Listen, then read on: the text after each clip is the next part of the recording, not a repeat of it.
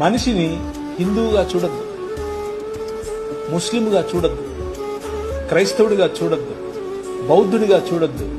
మనిషిని మనిషిగా చూడద్దు. కష్టమా? చాలా కష్టం. చాలా ఈజీగా, చాలా కష్టం. మతం తట్టుకోలేదు, బట్టలు చింపేసుకుంటది. నిజంగానే అంటే ప్రభు అయిన యేసుక్రీస్తును చంపింది ఎవరు అంటే మతమే కాదా? ఆమె రాంగ్. పిలాతు చేతులు కడిగేసుకుని నాకెందుకు రా బాబు, లే చంపండి అని అన్నాడు. మతం నిజమైన మనిషిని చూస్తే బట్టలు చింపేసుకుంటుంది.